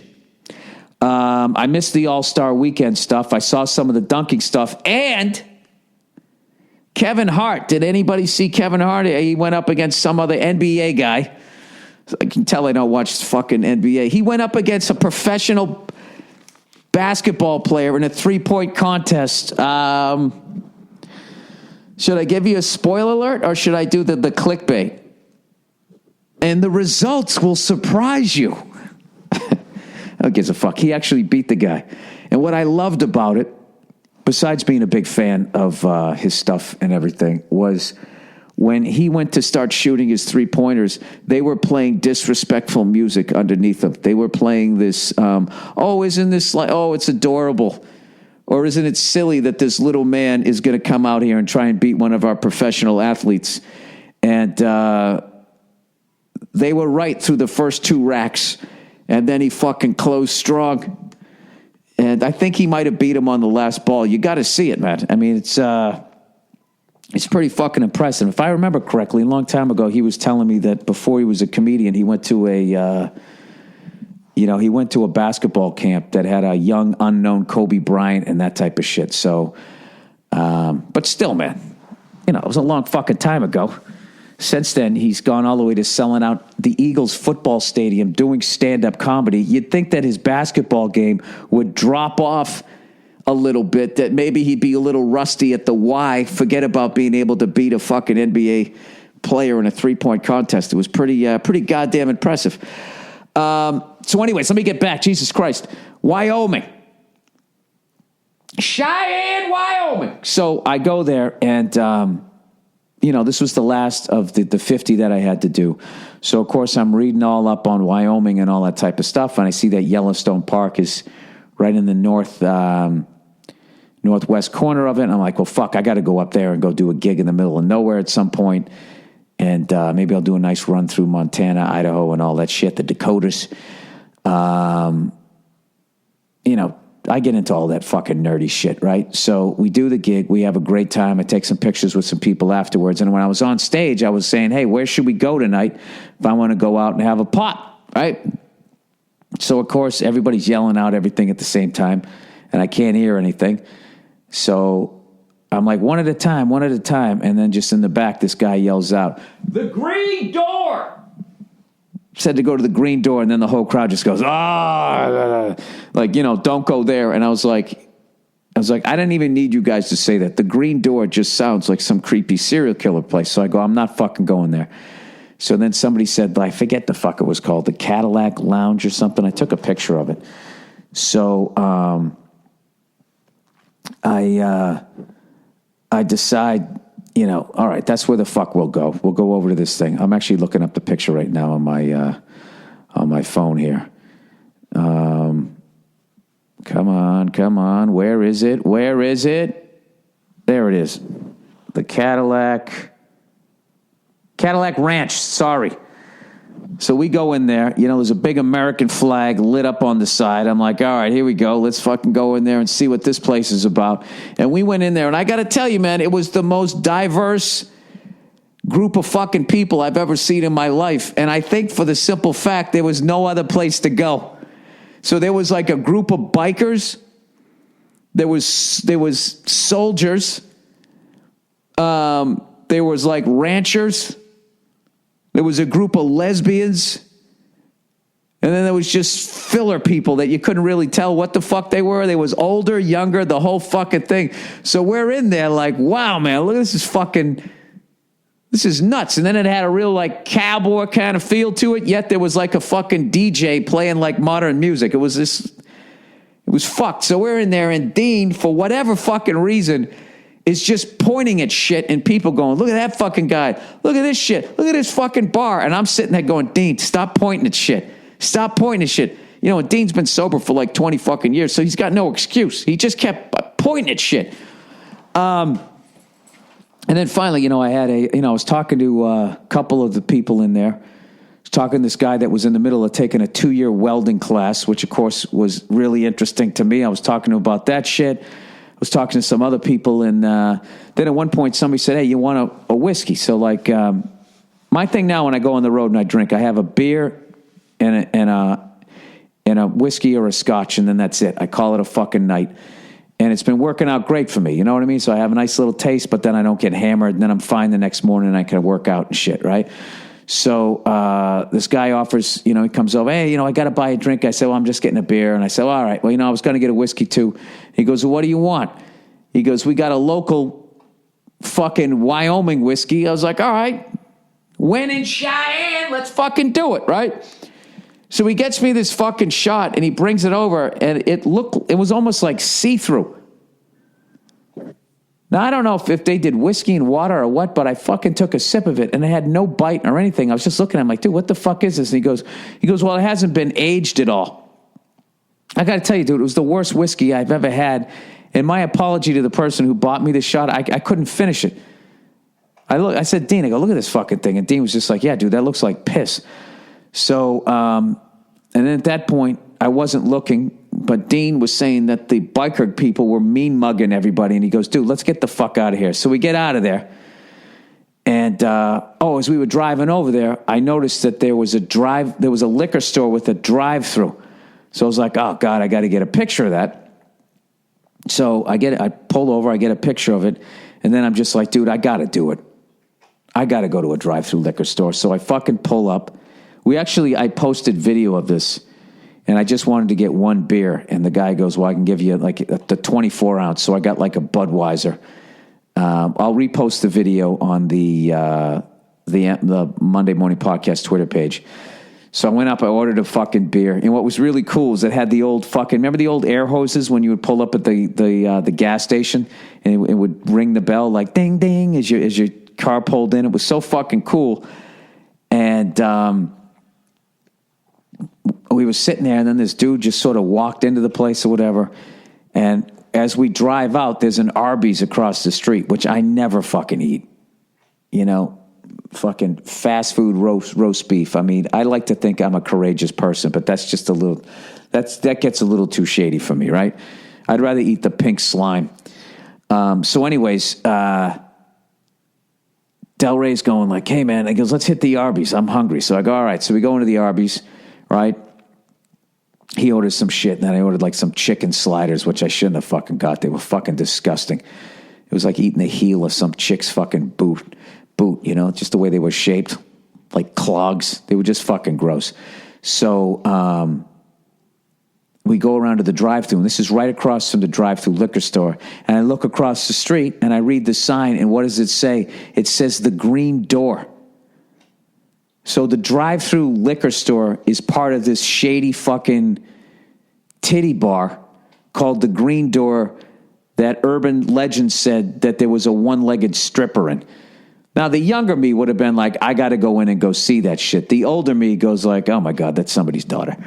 So technically, I kind of did go to the Green Door. I didn't go in there. I just fucking pulled up or whatever. So I'll post some pictures of that shit.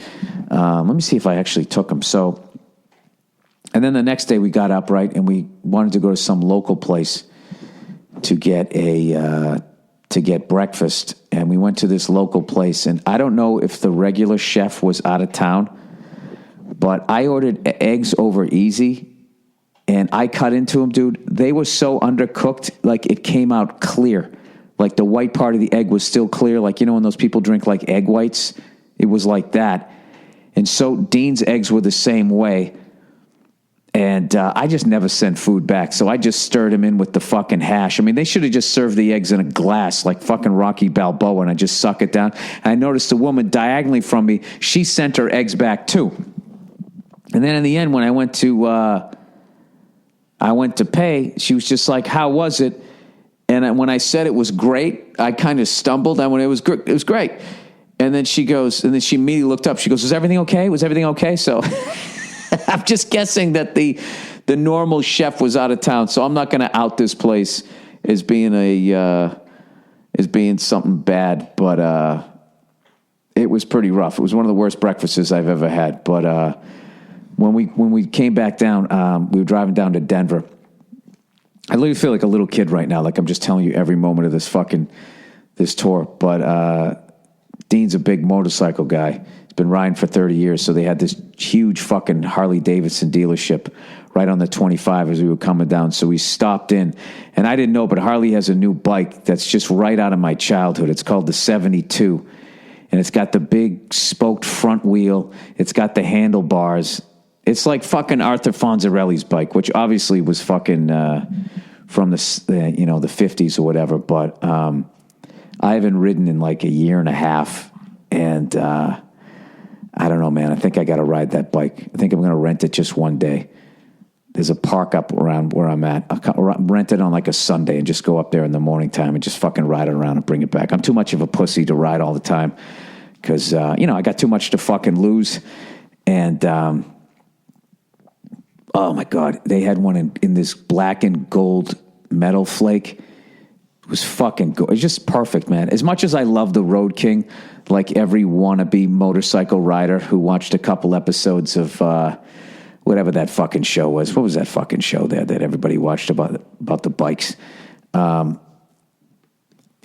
every fucking wannabe badass who doesn't have a tattoo and is not a motorcycle guy. Like Del Rey took a picture of me on the fucking 72, and I just started laughing. I was like, how much am I not a motorcycle guy? Like, do you realize of what a fucking nerd you have to look like to sit on a Harley and still look like somebody you could bully?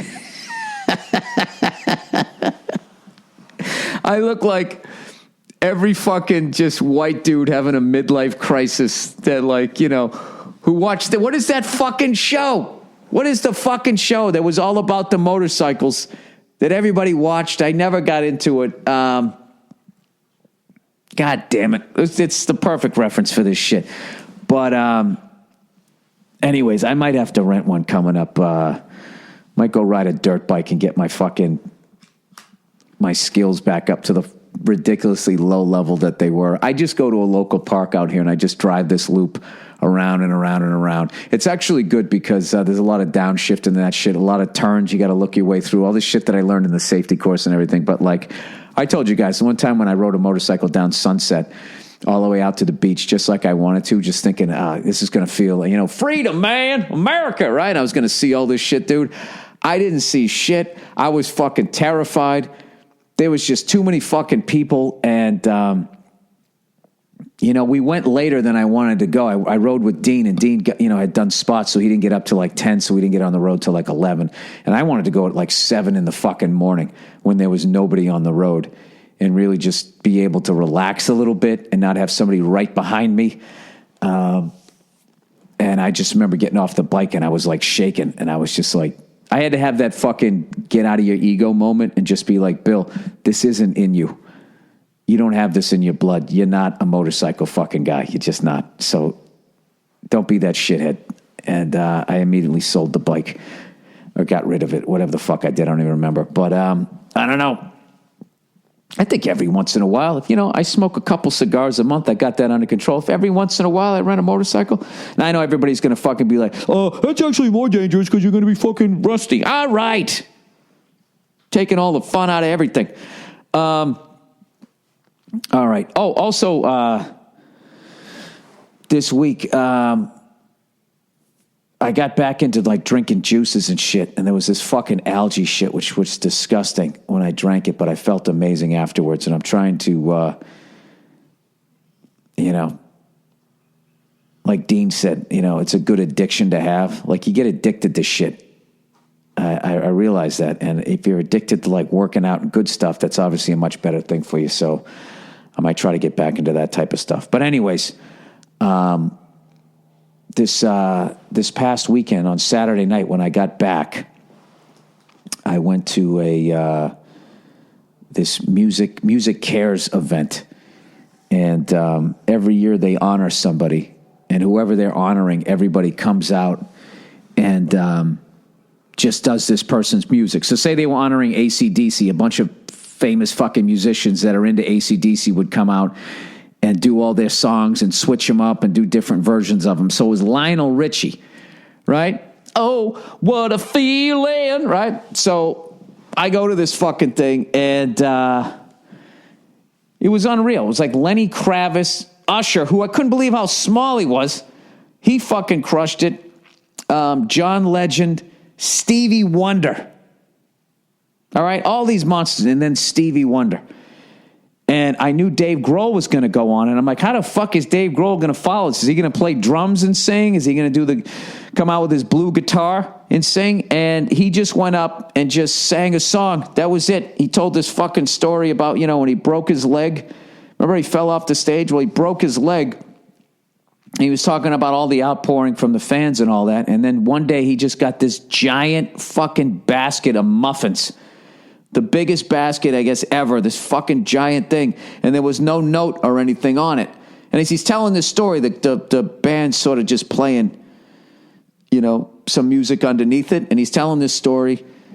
He's got people laughing, but they're listening and all that shit. And then like 2 days later, I guess he got a call from his manager who said, Lionel Richie just called up to see if you got the fucking giant basket of muffins.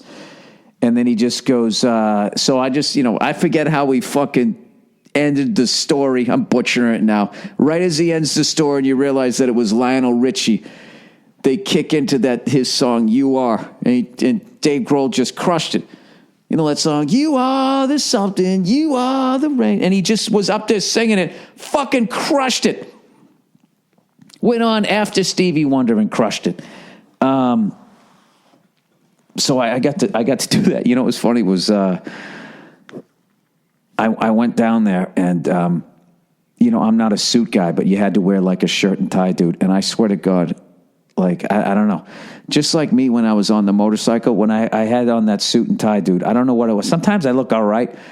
But the thing about suits is if you got to buy them, like they go out of style really quick. And this one was like 3-4 years old. I just gotten it dry cleaned to some show the last time I wore it. And I put this fucking thing on and I was talking to Nia. I was like, and I just kept going, I look like an asshole, right? Like, she's like, no, you look fine. I go, yeah, I don't think so. I look like an asshole. So the whole fucking night, anytime I would walk into the bathroom, it was a long fucking night. It was like a 4-hour fucking thing, And anytime I would go in there and I would wash my hands and I would just sit there and I would look at myself in the mirror, I just kept laughing. What a fucking jerk off I look like. I don't know. It wasn't a good scene, I don't like hating myself. It's not a good place for me to be. I just say, I think it's time to retire that suit. All right, let's get into some of the fucking questions here for the week. Here we go. Judge Scalia. Bill, listener from Virginia here. The death of Judge Scalia brought out some jokes on social media, and a lot of people took the angle that they were happy that he died. Now, I'm assuming this is somebody on the Supreme Court because I don't pay attention to this shit, but I did see some stuff about this is the first time the Supreme Court won't be conservative. He goes, what's your position on making jokes about being happy people died? Thanks for that laughs. I think you mean thank you. Thanks for the laughs. My position on making joke about, I think you got to be, like a dictator for people to do shit like that. Yeah, I mean, I wouldn't say don't do it because there's always a joke. I mean, someday when I die, there's going to be a joke. I mean, I know, and if I'm hovering around as a ghost, I'm going to laugh about it. What the fuck do I care? I'm a ghost at that point, right? I didn't go to hell. All right, I'm floating around. I can deal with this. But yeah, I don't do that. Well, look, if you just make a joke, that's fine. But if you're doing it because you didn't share like their political views, I'm not into doing that type of shit. Like, some shithead. I'm going to start doing this, like the shithead tweet of the week. Somebody sent me a text today telling me that I needed to distance myself. Bill, just to let you know, you need to distance yourself from so-and-so. And then sent me a link. And this is somebody that I've been friends with for 20 fucking years. And then I see this link, and it has to do with being a vegetarian or eating meat. And the name of the video is so-and-so is an ignorant moron, which right there, I love, like, that's your angle, like, to get someone to listen to your opinion. Right there, I just look at it like this is just somebody trying to make a name for themselves, trashing somebody that has made a name for themselves, with some over-the-top title. First of all, I love is an ignorant moron. Like, that's like redundant. He's a stupid, not smart person. Like, I need to distance myself from someone who's been a great friend for 20 years because of their dietary decisions. Because they talk about food and nutrition in a way that's a truth that they believe, and all this, and then what? You're a fucking genius, and it's just, I don't know. I don't know why people do shit like that. So that kind of ties into, I would never, obviously, I don't know. I would never tweet at somebody like that. You need to distance yourself from this person because I don't agree with their workout regimen. And the same thing with like that. Like, if I wouldn't be happy that somebody died because I didn't like their political views. You know what I mean? I always have that in my head. It's somebody's dad, somebody's husband or some shit. It's whatever. If he was a gay judge, that's somebody's boyfriend, right? I don't fucking know. I don't do shit like that. But if somebody does, I'm not the comedy fucking police. All right, summer home. Bill, my wife wants to own a home by a lake in New Hampshire. That's fucking awesome. I'm trying to convince her that it's cheaper to just rent a sick house every summer for a couple of weeks instead of paying $15,000 a year in taxes on top of the mortgage. Help me sort out this business, please. Go fuck yourself. Well, what I would say is, you can rent out your house, your summer house, This is what I would do. Okay, I would buy that house on the lake, and then I would just rent the whole fucking thing out. And then whenever I wanted to go, I would rent some other place. You know what I mean? And this is how I'm weird, because I wouldn't want to go into a place that I owned knowing that everybody fucked in my bed. I would rather go to a place knowing that a bunch of people fucked in somebody else's bed. It makes no sense. What you should do is buy it and then rent it out. I mean, buying property is always great. However, if you're having a rough time, like I'm a big believer in paying down your first house. You should really pay that thing down and get it under control before you go and get a summer house. And I do know that in relationships, when it comes to money, there's usually one person understands it and the other person doesn't understand it. And they want everything yesterday, and you might be a little more conservative, which is what you sound like. So, I would just sit down and just say, look, first of all, you're in a great position because it doesn't sound like she can just go out and pull the trigger herself. So I just say, listen, I definitely want to do that, but we need to pay down this house a little bit, or, if we can't afford it, let's buy it and then we'll rent the thing out all the weekends that we're not going to be there. I think there's definitely a smart way to do it, but I would just sit down and write out all the points that you want to make and then draw a smiley face. This is what I do when I'm being a smart person, because I know how short a fuse I have. And I write all this shit out, everything that I want to say and all that stuff, and then I draw a smiley face reminding me to not lose my temper, reminding me that other people are entitled to have different opinions, and, and not to be a cunt. I didn't do that a couple days ago and ended up having a big, stupid fight over the bathroom sink.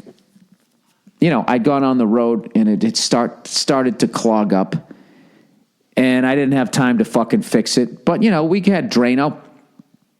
So I figured, my wife would fucking handle it. And I come home to brush my teeth and I turn it on, and within fucking 2 seconds, it's already filling up. There's a puddle. It's completely backed up.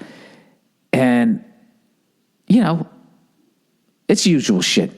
Usual shit in a relationship. You say to somebody else, did you notice? No, I didn't notice. And in your head, you're like, how the fuck did you not notice this shit?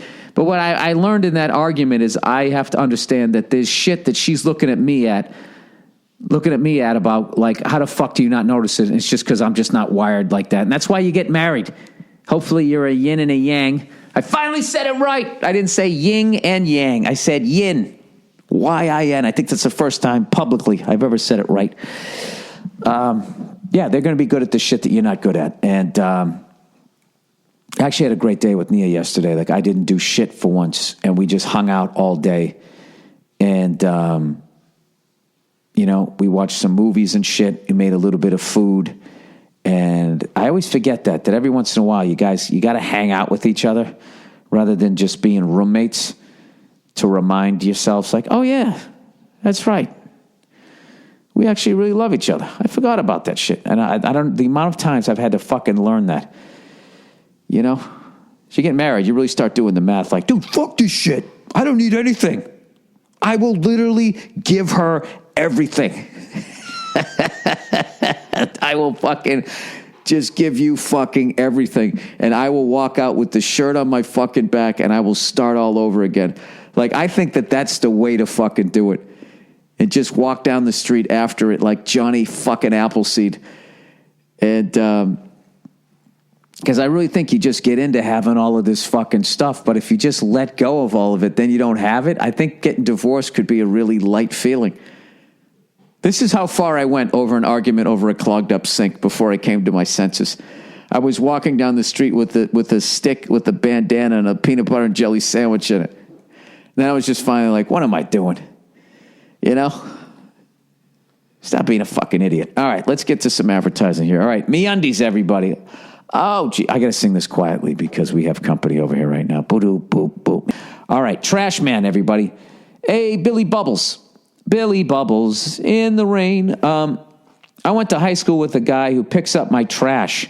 I get along with him, and I always wave, and sometimes if he's not rushing, I'll have a short conversation with him. Last week, I saw my neighbor yell at him. He wasn't a jerk back, but he wasn't a dick either. What? He wasn't a jerk back, but he wasn't a dick either? Later on that day, my neighbor came over and asked me if I'd make a statement about the issue that he harassed her. I saw the whole thing go down. He didn't harass her. She yelled at him for coming a day late during a week when a holiday pushed everything back a day in terms of sanitation pickup. What a cunt.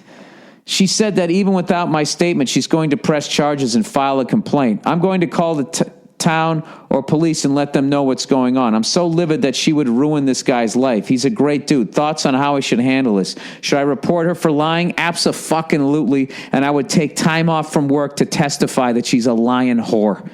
Abso-fucking-lutely. Who the fuck yells at a trash man? The service that they're providing, fuck her.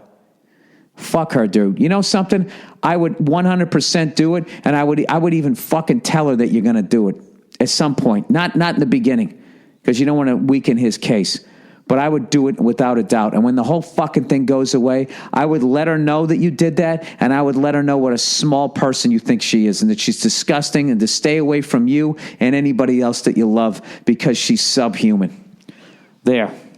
How was that? Dilemma. Dear Bill. Oh, what a fucking whore. You came a day late, and then you harassed me. Gee, you know what I bet she does for a living? She sounds like a blogger. Always playing the fucking victim and always going down and just trying to get somebody in trouble and try and fuck over their ability, to earn a living. What a fucking twat. All right. Dear Bill, would you rather have to live in an air balloon for a month, never having set down, or would you rather live in a submarine, never breathing the surface for a whole month? Both scare the shit out of me for a whole month, but I think I choose the submarine. Seems more natural. Yeah, and there's also a bathroom. I wouldn't want to have to shit on people and pee. Well, I would obviously wait till I was over a rural area. Yeah, plus you'd be inside. You'd have a bed. When you're in the submarine, you have a blanket. You get to be down there with all the fellas. Hey. No, man. I mean, I think it would be cool to fucking look out the window and see all the fucking, the sea life and all that shit. I would go fucking nuts down there, but, I don't know, fucking up there in an air balloon. Gets cold or hot. You're really dealing with the fucking elements when you're up there. It starts fucking raining. Yeah, I don't know. I would get over that really quickly. But I think being in a sub, you're down there. You could play cards. You could fucking break each other's balls or whatever. I don't know. Yeah, I would think I would much rather do a sub. And if I had to die either way, I'd rather die in a sub. I'd rather have it just fucking, if you're going to die in a sub, that's going to be quick. It's just over, right? Yeah, I don't know. Yeah, I don't know. Sometimes maybe it might not be quick if they close that door. Yeah, those are two terrifying things. I got to go with you. Got to go with you on that. All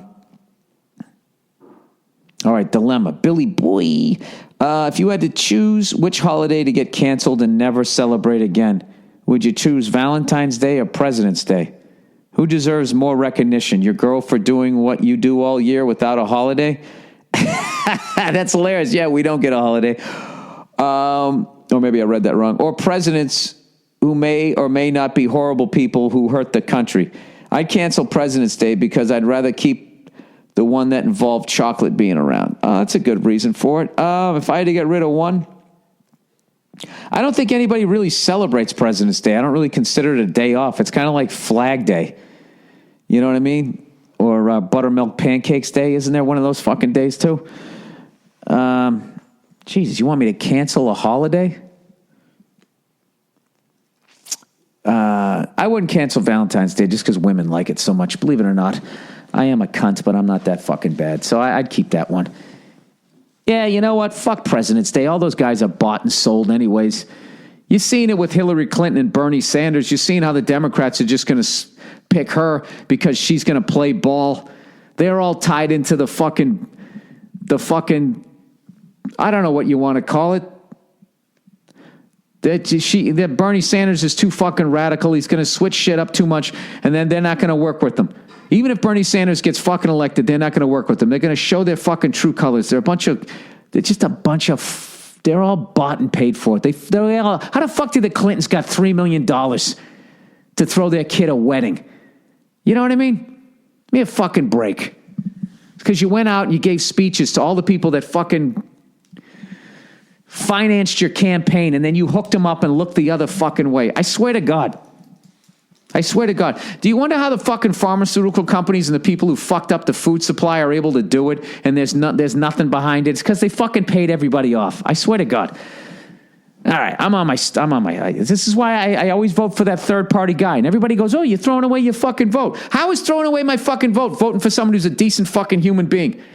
I swear to God, people they don't want to try to do what's right. They just want to win. They want to be like, "Oh, my guy won." Oh, I'm on my stump again. See that?